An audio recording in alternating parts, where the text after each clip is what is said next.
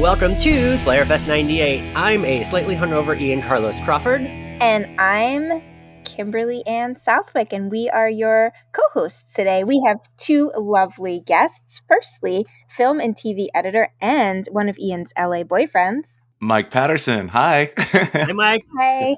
And we also have writer and podcaster for Angel on Top and The Empire Diaries, LaToya Ferguson. Hey, guys. Hi. Hi, friend.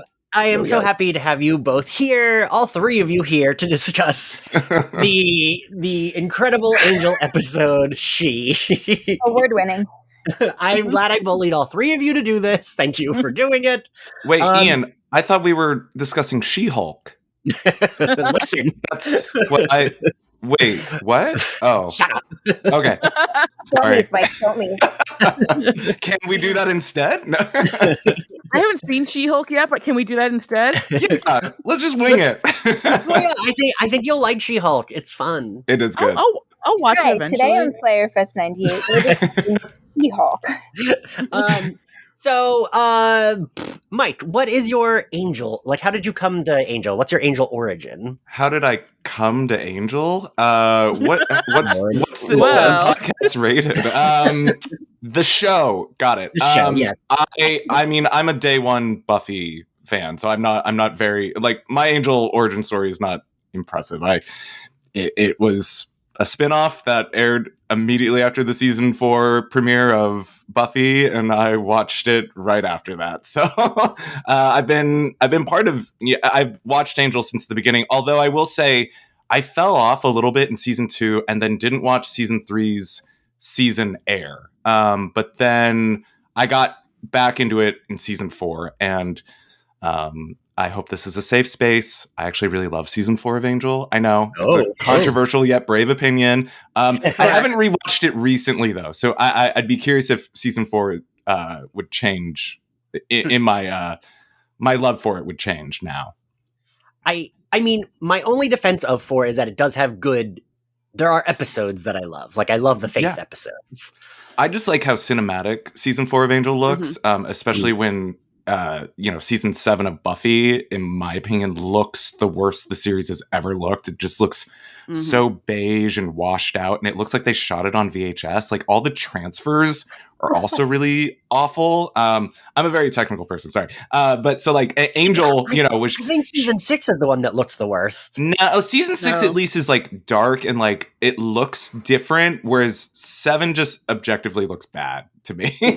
Because we're in the Summers residence the entire season, and just like that wallpaper is ingrained in my mind, and it like makes my eye twitch when I see it in other seasons. I'm like, oh, that's season 7 wallpaper. Anyway, but season 4 of Angel, I think, just looks so cinematic and looks. It really does. I was blown away by it, and that's what got me back into Angel. So, yeah.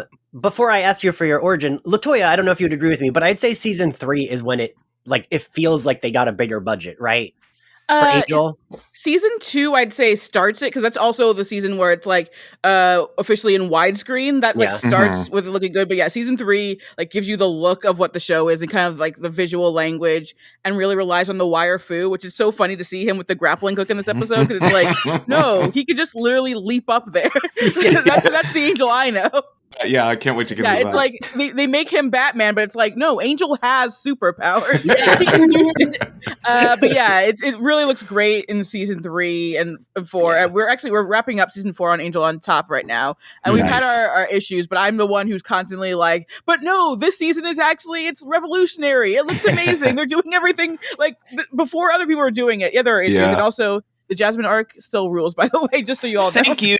I love the Jasmine arc. Oh my we're God. talking season 4 of Angel. Sorry, guys. In terms of how good the show looks, when Fred is like separated from like the group, basically they give her like her own like soul like horror story like plot, and it's like so beautifully directed, guys. It's amazing.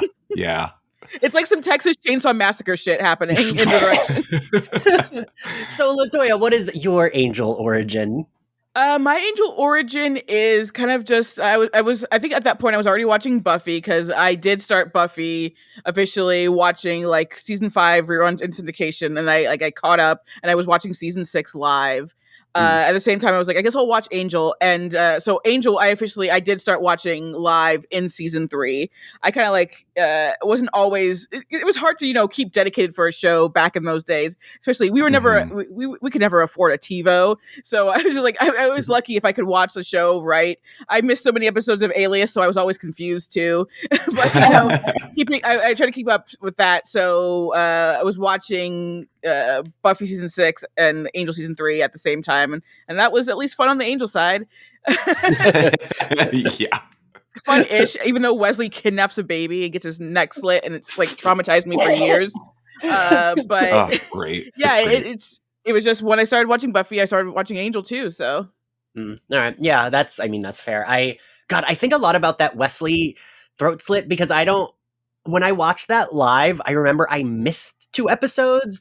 And I went into it and I was like, wait a minute, he's alive? I just assumed that he was dead. It's so gnarly. And you're like, oh no, shit. Wes is dead. He's bleeding out in that park for a long time.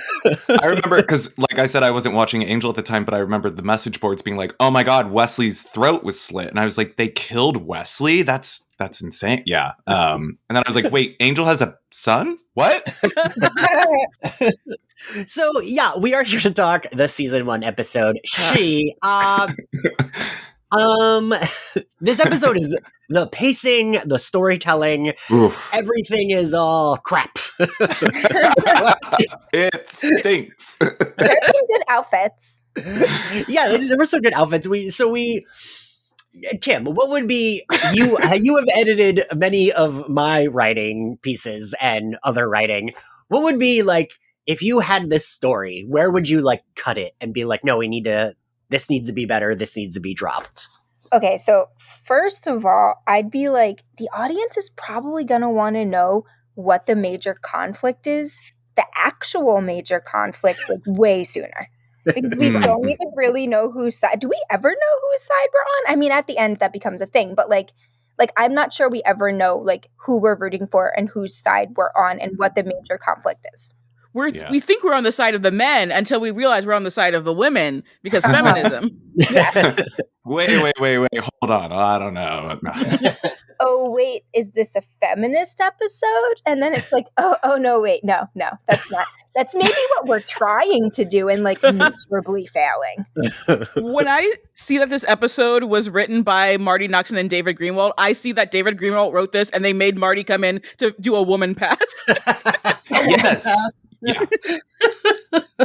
or that it was Marty's idea, she did a lot of it, and then they took it over, and then David did so much rewriting to be like, no, it should be like this, but she still had to technically get credited. I agree with you. Yeah. What confirms it for me is that Greenwald also co-wrote both Room with a View and I Will Remember You with women, so I'm like, they needed a woman pass for all of these. God. Well. Also, I think Wesley is very poor comic relief. And I would have tasked you on fixing that because it just always was bad. He falls 3 times. Yeah. He falls in this opening when he's dancing. He falls when he jumps over the car, and he falls. I will say the coffee bean bit did make me laugh because it's a fucking Looney Tunes bit. Yeah. But 3 different times he falls, and it's all right, can we cut one? All you need is one Wesley fall. An episode I very much love from season 2, Guys Will Be Guys. He just falls the one time when he says, I'm Angel, and then he does his fall. But that's it.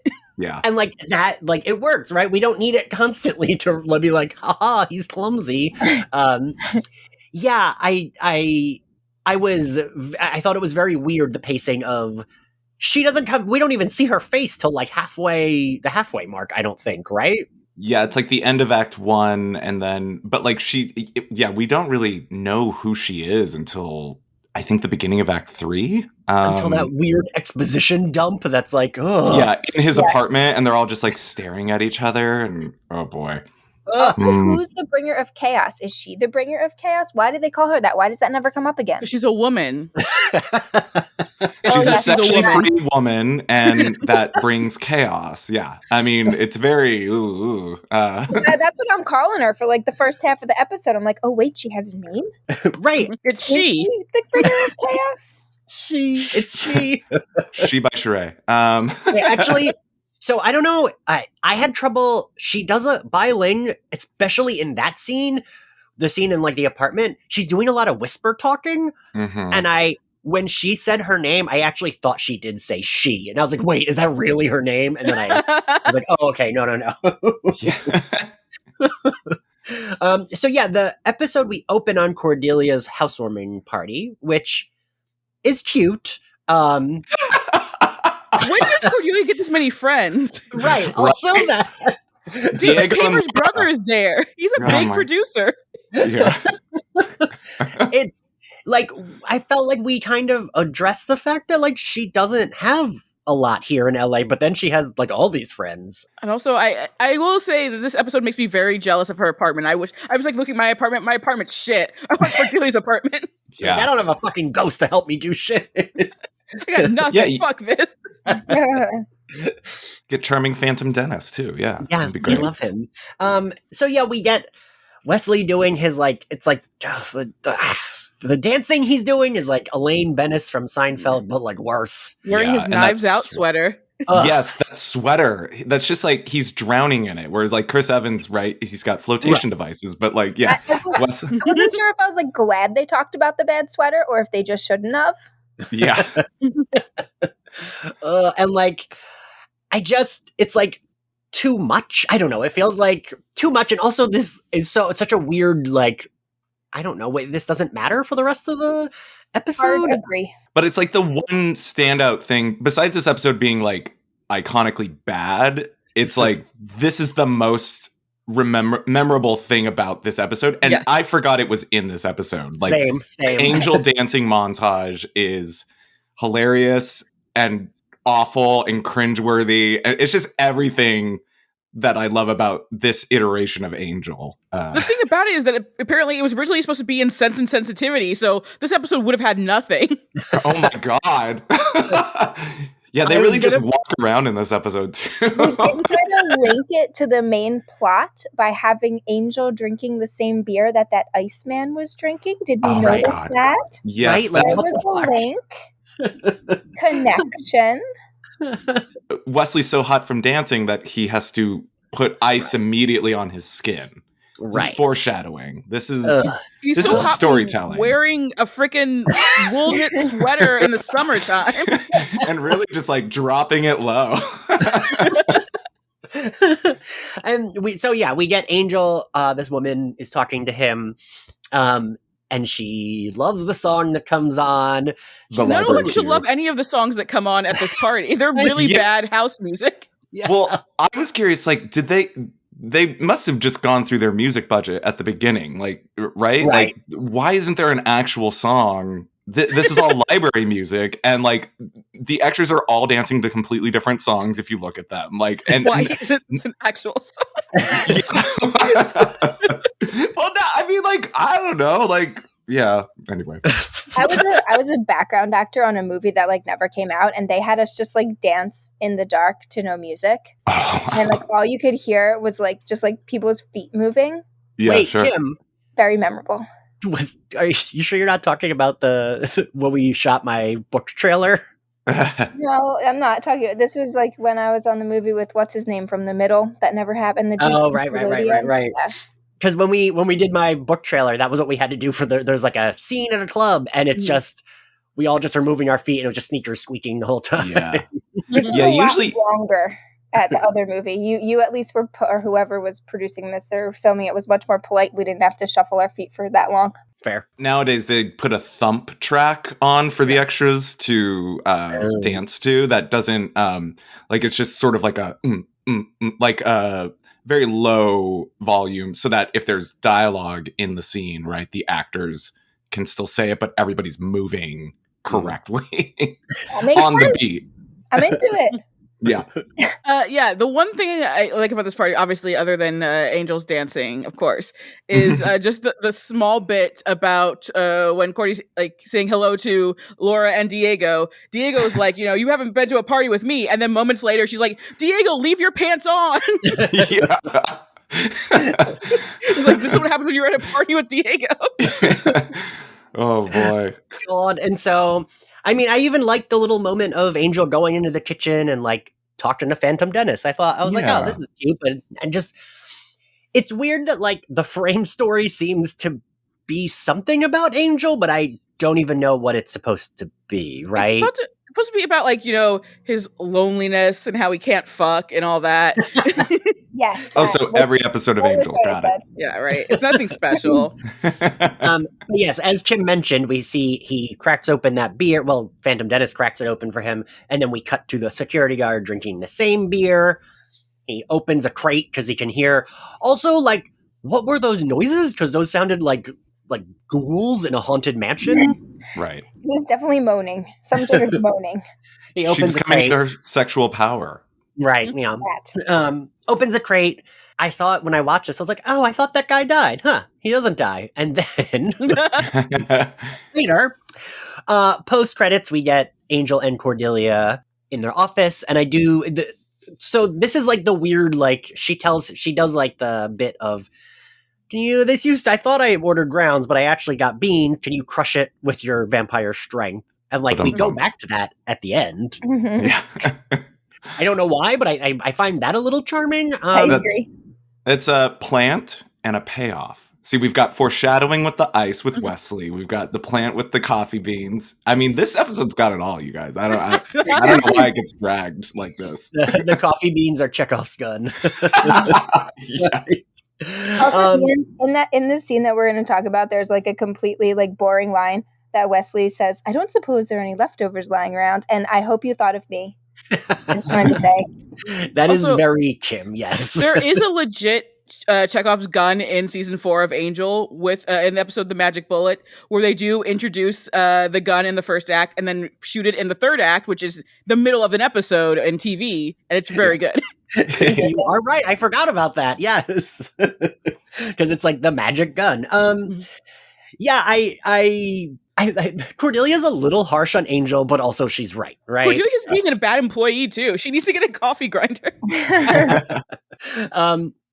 Yeah, Wesley comes in and we like learn that he's broke, and Angel this is where he hires him. Yeah, right. Yeah, he says I'll hire him, which like I was wondering. I didn't remember what episode like Wesley officially becomes, because they do a lot of he's just stopping by and then he's there for the whole episode. So like they kind of need to get to this. Yeah, this episode is important. There you go. Right. It establishes the W-9 that Wesley fills out.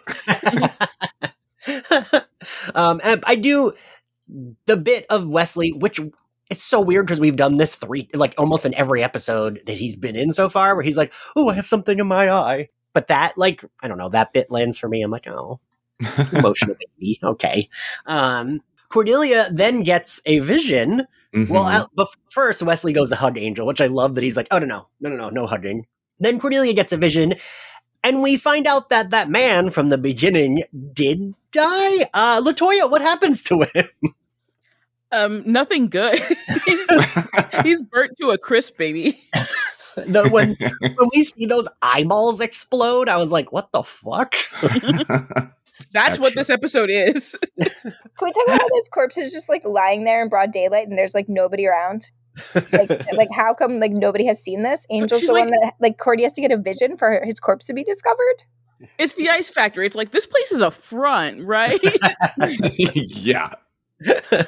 But like, didn't that look like some 80s horror movie shit when we see like his skin burning and the eyeballs bursting? Like it really looked like a bad. They tried their best with this episode, but there was only so much you could do when the writing is the writing. And also I have to ask, was a special guest star Bai Ling ever a good actress? Right. According to Wikipedia, there was like a pocket from like the 80s to early 90s, and then she came to America basically, and no. Yeah, so I am actually really excited you asked me to be on for this episode, because one of my first internships when I moved to LA was I had to look at red carpet footage and EPKs and put in metadata for like any celebrities that showed up to events. Okay. Bai Ling would show up to the opening of an envelope. She was at everything. So I'm so glad to see her again. She's never been a good actress. I think it's great that she plays a character where VFX does the heavy lifting for any emotion her character would have, because then I know she's aroused by Angel at the end. God, yeah. I do remember her being someone who would like pop up a lot. Yeah. Kim, I don't know if you recall from when we watched Lost together, but she's in one of the worst Lost episodes. Yeah, I was just scrolling through the IMDb and about to mention that. But Yeah. I don't remember. Yeah, and I remember even like that episode of Lost being like, "Ooh, she's really bad." Like, Yeah. Angel goes to investigate. Oh wait, but I do want to mention, I do love the Cordy line of when she's like, "We finally get to be a." Wait, do I have to take a pay cut? And Angel says, "No." She's like, "We're finally a team," and like, so Angel goes to this ice factory, and he encounters who, Kim? I guess we have this guy named Tay, who's like creepily running around like that. Like, I don't know. I was a little scared, but you know how I get scared easily because there's like a whoosh, when he's looking at the body, and we're like, "Ooh, who's that?"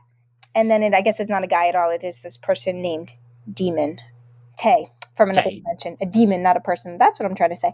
Who warns him about the bringer of chaos, and we just believe him, I guess, because he's a man. That he's not the actual enemy. Also, don't these demons kind of look like Star Trek aliens? Yes. Yeah. Hard agree. Like, I feel like that's a big Star Trek thing. It's like, oop, nope, just a little prosthetic, and then that's to show that they're different. Yeah, I felt like, haven't I seen this character on Deep Space Nine before? I don't know. Yeah, Bringer of Chaos is literally, I don't even think they use that term again, right? Nope. Not that I know of. And also, like, another dimension, I feel like I know there's everything in the Buffyverse, but like I had a little bit of a hard time wrapping my brain around what that meant, like in comparison to like where demons come from or whatever. And even Cordy says when they get back to Angel headquarters after Angel's little conversation with Tay, she's like, "There are portals now? When did they put portals in?" And I'm like, "Yeah, right? Like I don't know what's going on either." I mean, it's good to note because you're going to be popping in and out of dimensions and portals for the rest of the show. So yeah. True. It just seemed like a weird, like, of course there's everything. You know what I mean? Like, I was like, okay. Right. Well, I feel like this episode brings there's like a lot of information. It's like this episode's giving you homework and then forgets to collect the homework at the end of the Yeah.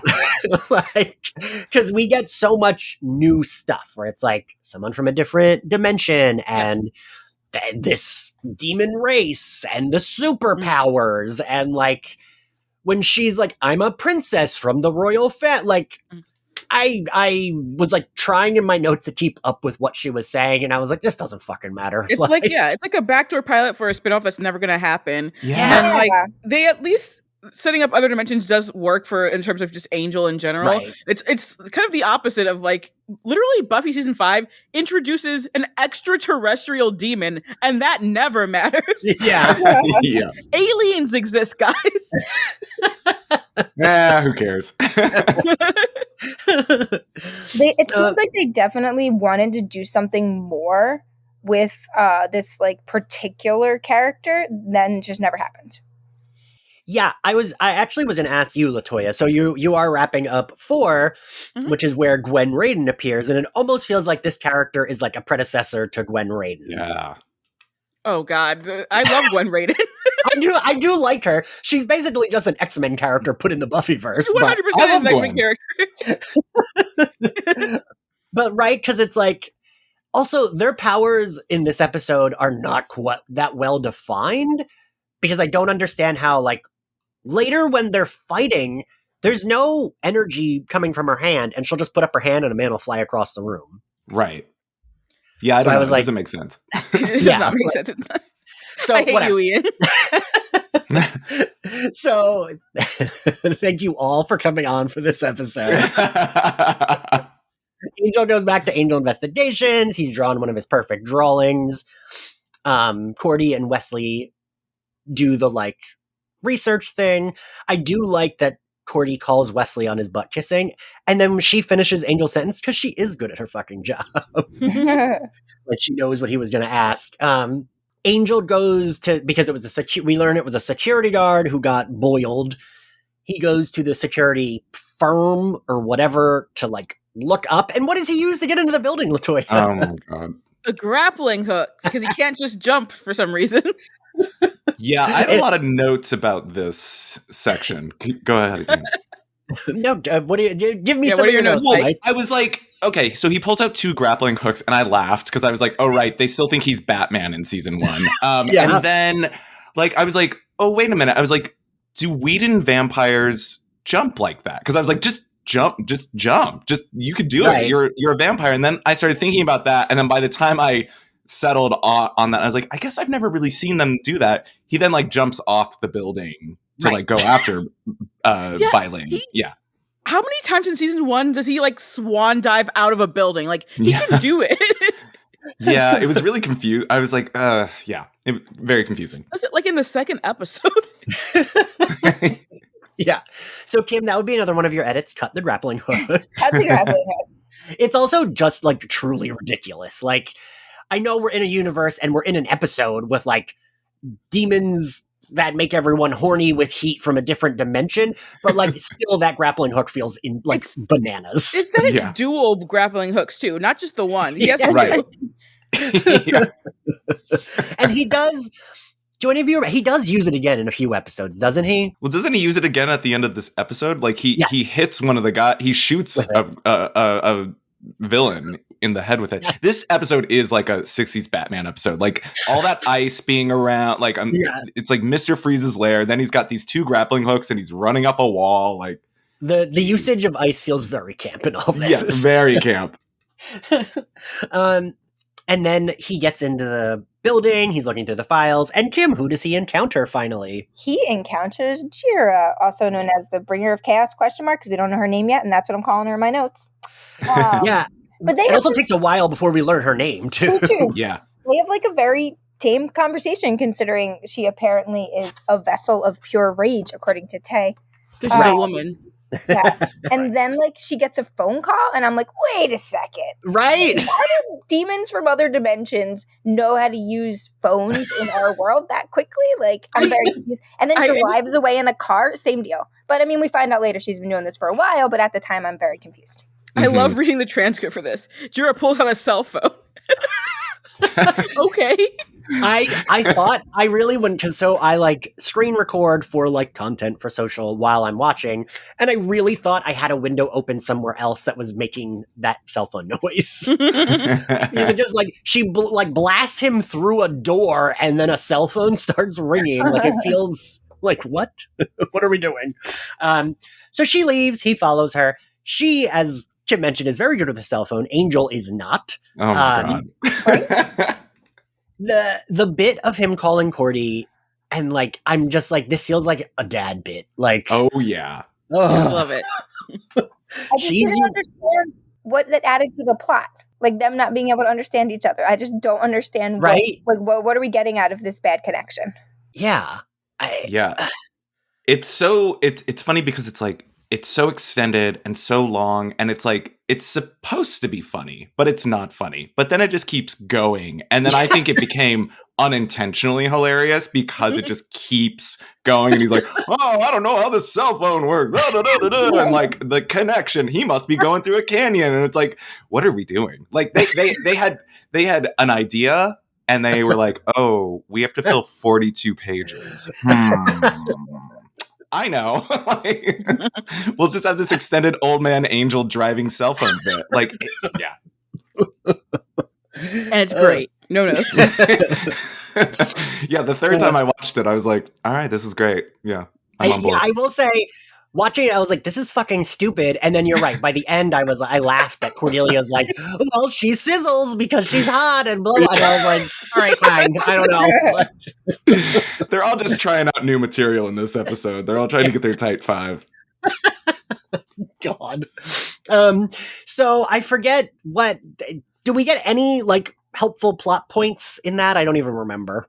with that phone call? He says she. He does say title she. of the episode. Mhm. Right, because I definitely did the Peter Griffin pointing at the screen. I was like, oh, he said it, not an it, she, whatever. So Angel even says she's...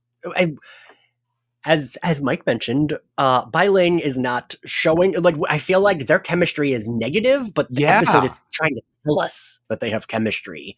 Like, Angel says she's hot, and it's like, I guess, like, everyone they encounter is hot. Like, they don't encounter ugly people. Right. I can tell when Angel is horny, and I don't buy that Angel is horny. Correct. Well, and also, like, isn't David Boreanaz a sex addict? And so if I'm not buying him being attracted to Bai Ling, like, he is not attracted to her. Like, God. I mean, sorry, if you're trying to get David on this podcast, maybe cut that. Oh, please. He's following her, Kim, I forget where... And they go to the museum. It's my favorite part. That actually is like it gets hidden because of the opener, which everyone remembers. But like the museum part is actually the best with Angel. Mm-hmm. I do like this bit, and I like, and I will say sometimes to do like the covers, I'll do like a speed watch. I did a speed watch of this episode and there was nothing. I was like, I'm not making a figure of this character. What am I going to do? So the cover became them all standing in front of this painting. And I made them stand like Ferris Bueller. It's Angel, Cordelia, and Wesley standing like that scene from Ferris Bueller where they're in the museum. Oh, I love that. Because this is literally, I agree with you, LaToya. It's like an actually good scene. And I like that we casually learned that Angel did know Manet and like... That's fun, right? Yeah, and Baudelaire. Yeah, no, I really like the way that he code switches, for lack of a better word, between like dude like stalking some woman, which looks bad. Yeah, of course the museum guard should be after this guy in the black coat. Knows to take his coat off. Everyone like applauds at the end. I was like, I bet everything he just said was totally legit, but I don't have time to look it up, you know? Yeah. I was going to ask you if you knew, Kim, because... He's talking about everything he said about Baudelaire sounded legit. I don't know anything about art. Fair. I do like, and then what does he say at the end? He's like, also he was shorter and a lot drunker in person. Yeah. Like the personal, like, ooh, I knew him kind of thing. Yeah. I do like the extra, I like the extra detail of him buttoning his shirt all the way up to his collar, like master of disguise. They're not going to find him now. He took his jacket off and he buttoned his shirt up.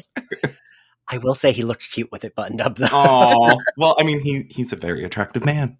Yeah, especially, going through this season, I think I had forgotten how attractive he is in this first season. Because it's like when he's like in between, where he's like not the like thicker, musclier David, but he's like not quite a twink.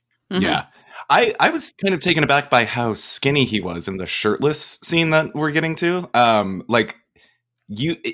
And maybe it's just because like we're used to Chris Hemsworth and Chris Evans now, and like you have to be jacked to take your shirt off on television. But I never thought of Angel as twinky, but seeing him shirtless in this episode, I was like, he's really skinny. I mean, he does have a good chest though, still. Oh my God. Let's not do this on the air, Ian. I'm just like nodding my head. I'm listening. I'm here for all the Angel is hot talk, but also like the episode's really confusing right now because one, why are they in a museum? And two, Angel just like, casually talks to this person who like threw him across the room earlier, as like. And suddenly is like on her side when the Tay and the posse show up and like fights them with her. And I'm like, okay, we still don't really know what's going on and why you've decided to trust her over this other dude. I have a question for the class about this scene. Okay.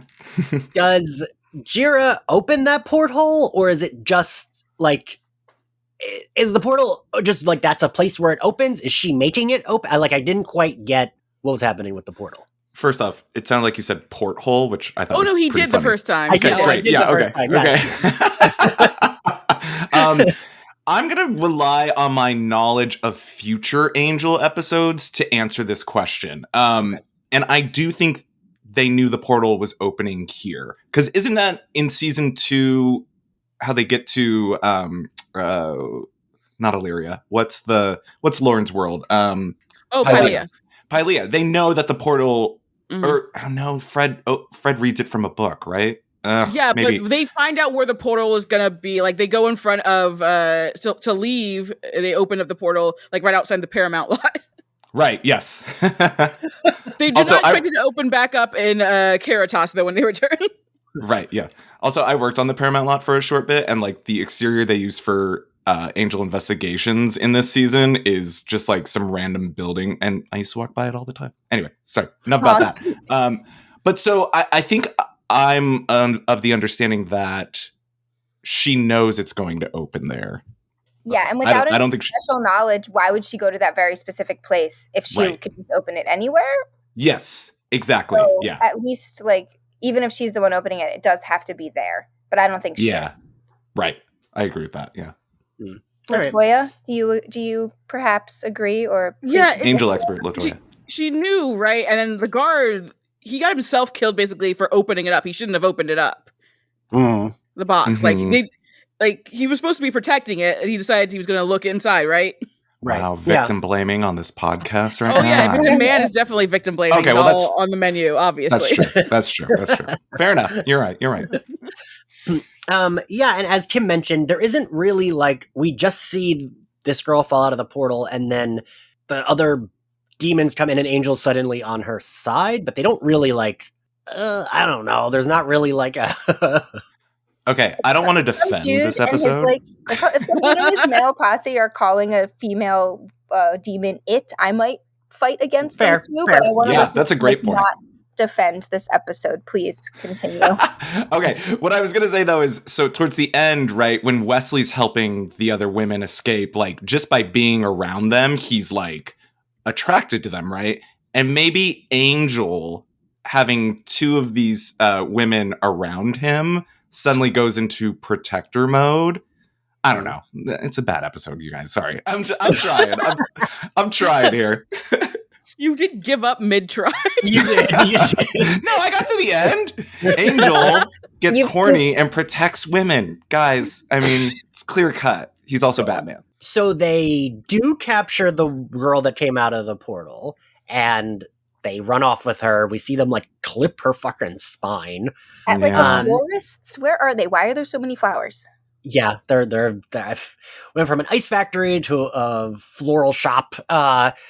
So then Angel takes her back to his apartment. And at this point, we're like 30 minutes into the episode, and like this scene is so bad. Like this scene felt like it went on forever. I mean, we can not talk about it right now, so we can talk about the clipping of the spine and that whole thing and what that means. Yes, right. LaToya, you brought it up.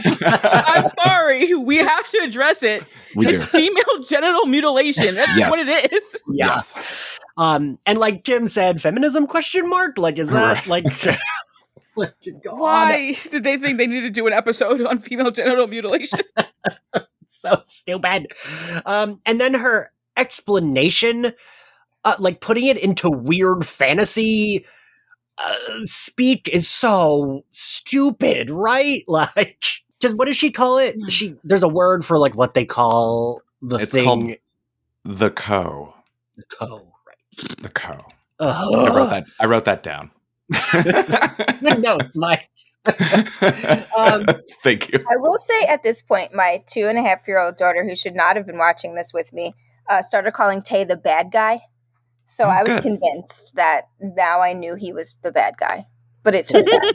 Wait, do you want to tell them what she said when she saw Angel? Oh, I forget. You said that she said, "Who's that daddy?" Oh yeah. Yeah, we'll just leave it at that. She did, in fact, say that when she first saw Angel on the episode. She's right to do it. Yeah, I mean, yeah. Well, yeah.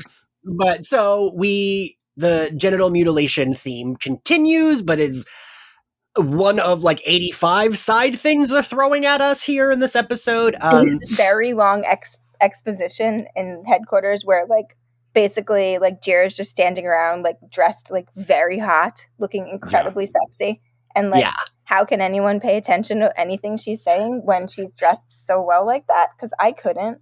I was like, Jim, I want that outfit. I appreciate that you're the straight one here, and you're even like, I mean, she's hot. Can we talk about the boob window? I It's love the so boob window.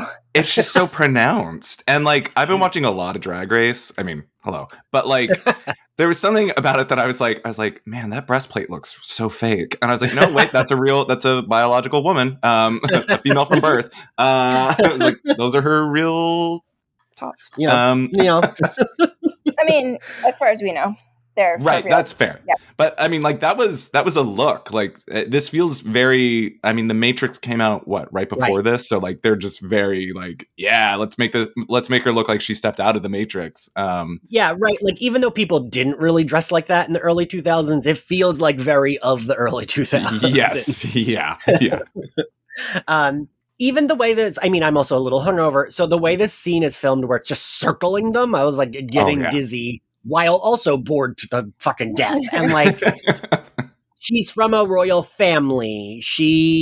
The women of their, I can't even properly, I tried to take enough notes on this, but the only thing that I have actually written is, we learned her name's Jira, and she's a princess from the Odental dimension. Mm-hmm. Yes. And barely any of that matters. I know, none of this ever comes back, which I think is the most frustrating thing about this episode. You're right, it is homework without being collected. We're expected to track all this stuff, and then it never returns. I'd be curious if they had an idea, if they had a plan for the women of Odental to become like a bigger force on Angel, but that also just doesn't feel like this show at all. It wouldn't have fit. Maybe they did, but then Bai Ling was Bai Ling. Special guest star Bai Ling. Special guest star. Yeah, I also like their conversation just like goes in circles after she like info dumps on him, and it's like, well, did you kill that man? What about those other 3 men? Have you been following me? No, I haven't been following you. Okay, well, I'm leaving. Don't help me. And it's like, fucking, I guess, like. Okay, so I've been thinking about this. And I think the reason that this episode's such a hard sell with the like trying to be feminist stuff is because she comes from like a 100% misogynist world, and they're like coming to Earth or whatever, and they're like, and we're saved here, and the rest of us are like, yeah, are you? Women really aren't very well here, like either. And like that like subtext is like never explored or mentioned. But women are called she here, not it, so it's good. I mean, you know. so feminism, right? LaToya. They drive cars and, you know, use cell phones. God. So yeah, I also thought I remembered them actually hooking up, but they don't. Nope. It's just a lot of horny tension. It's a lot of staring, a lot of breathing. The only thing important from this exposition maybe is the thing that comes up at the end, which is that their only reacts when they're attracted to someone, right? Yeah. So like that's why they remove it. So that's why the men of their dimension remove it so that they can control them. And so hers only turns red and like burns up because she's supposed to be attracted to Angel. So regardless of if they have any on or off screen chemistry, we have like props that tell us that. Yeah. And we learn about that in this very long exposition section. Yeah. Yeah, there's almost a little too much showing and not enough telling. Back to the florist, where Wesley knows a lot about flowers. Yes, Wes and Cordy are at the flower shop. They see that the woman who had her cut off is like subservient now, and they call her it, and they call Angel, but he doesn't answer. And so then we cut to Jira at this spa, which is like a weird other location that feels, we introduce Sean Gunn playing this hippie dude. Sean Gunn's here now. Yeah. Did anyone else not trust him? Because I did not trust him. I was like, he's clearly working with the enemy.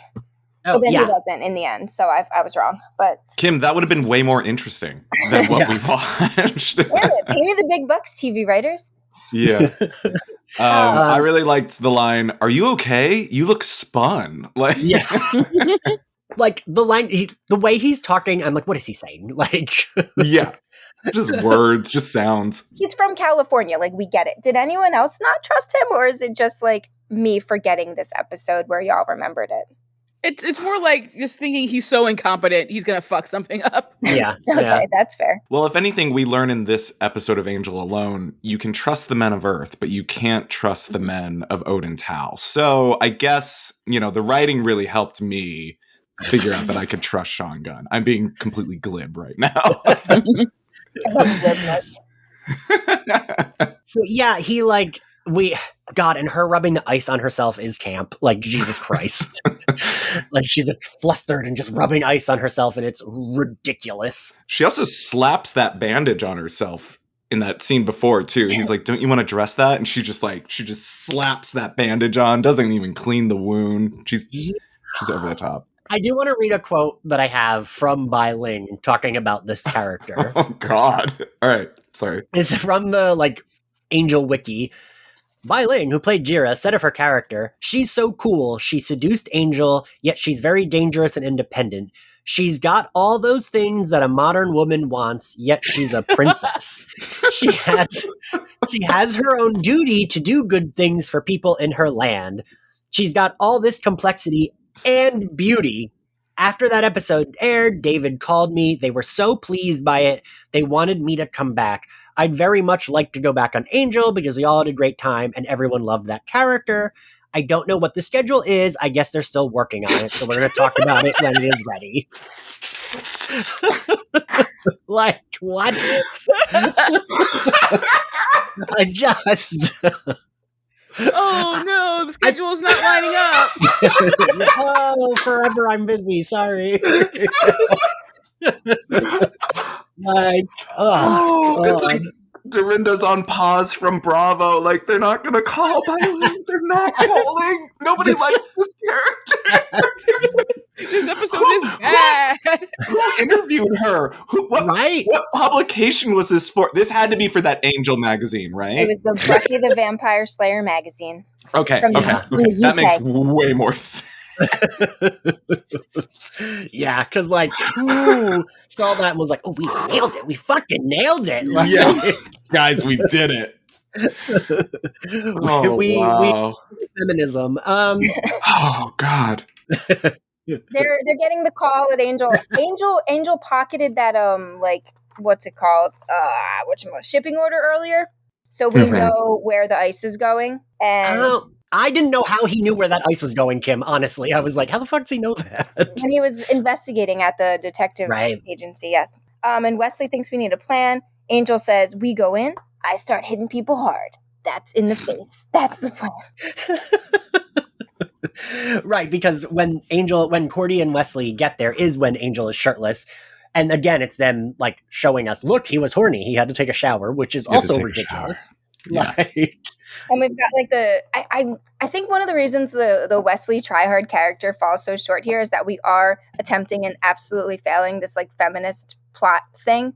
And it's we can't have comedy if we're also going to try to be put some serious things about the treatment of women in this episode. Genital mutilation, for example. And yet there he is, groveling, I think we need a plan. And Angel's like, I'm just going to hit people. So they go to the spa. In his very obvious spa. Yes. Wesley falls again. He tells them to wait outside. He goes in. Jira's pissed that he's there, but then Cordy and Wesley enter to say that the bad guys have arrived. Wesley and Cordelia are tasked with getting the other women who are on ice, who had been unresponsive previously, are to get them out into these shipping crates. Touching the women makes Wesley turn into Joss Whedon himself. He's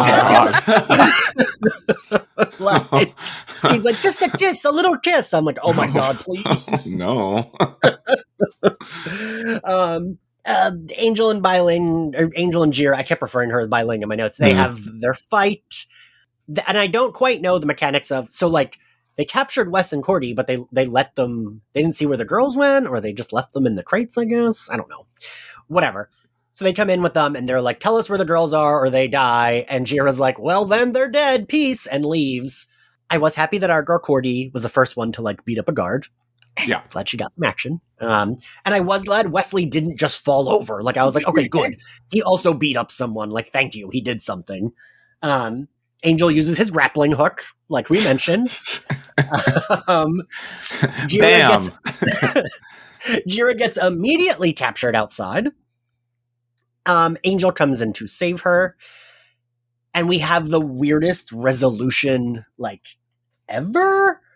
He just talks to the bad guys and, like, is like, don't bring this war on my turf. Also, I'm not a human, and turns into a vampire. Yeah. And that's it. Like, Yeah, they totally wanted Bai Ling to come back.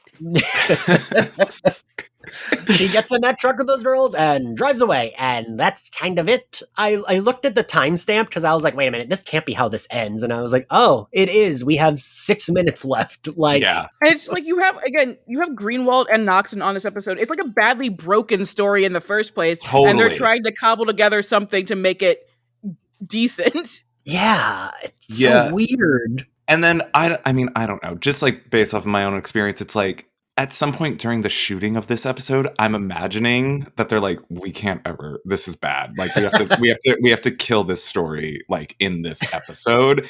And like that's why I think he's like, I never want to see you again because we never do. They never come back. They are never acknowledged again. Like we never even see the women running that have fleed to Earth ever again. So like, yeah. I mean, to be fair, when they get back to Angel headquarters, Jira does show up in that same ridiculous outfit she has not changed, that she wears all the time, apparently, just to tell everyone that the girls are safe and, I guess, like, have it out with Angel about morals. Yeah.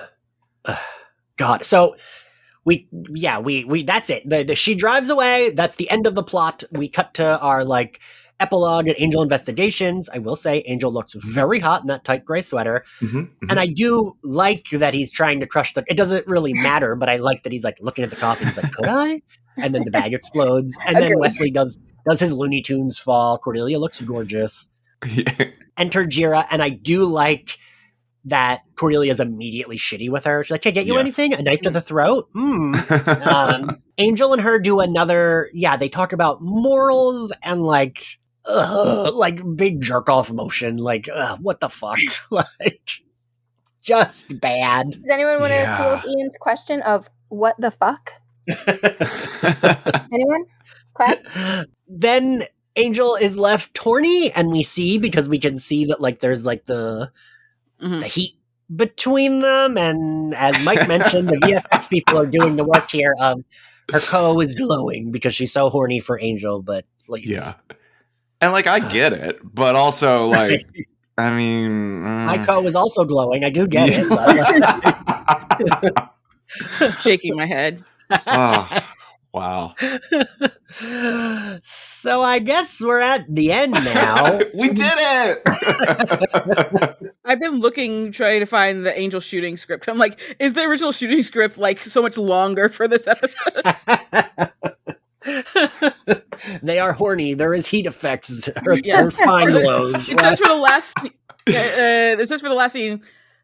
Close on Angel, watching the door where she left, powerfully unsettled by this creature. Oh my god. The script for this was like a 1-page outline at like minimum. Like there's nothing here. There's a lot, but then there's nothing. It just right. Anyway.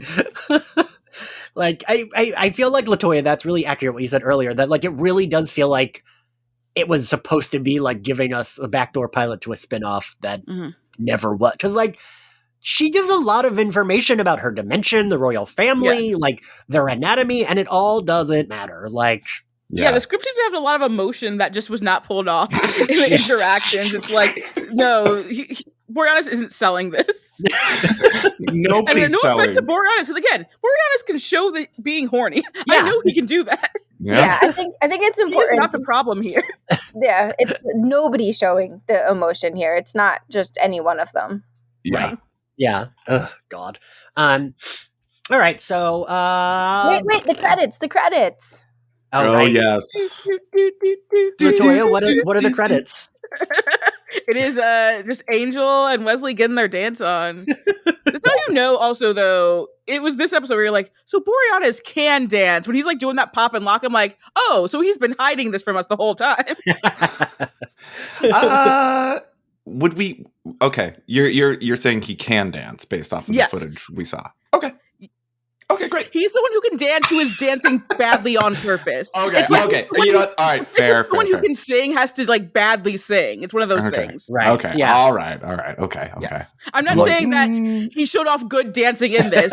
He's saying that he clearly is someone who can dance, and that's why he dances bad as Angel. Yeah, like fair. he can, the way he moves. Yeah, I appreciate the explanation. Yes. It's specifically in the pop and lock moment. It's like Angel should not have that kind of range of motion at all. Right. Yes. That's why he doesn't dance. Exactly. So, favorite outfit, Mike? Angel's towel. No, I mean, I guess yeah. Let's go with that. Mike, I feel like you were just the kombucha girl meme. Or like, no, not that. Yeah. Well, I was like gonna talk about the boob window because it's really the only other outfit I think that's memorable from this episode. But LaToya, favorite outfit.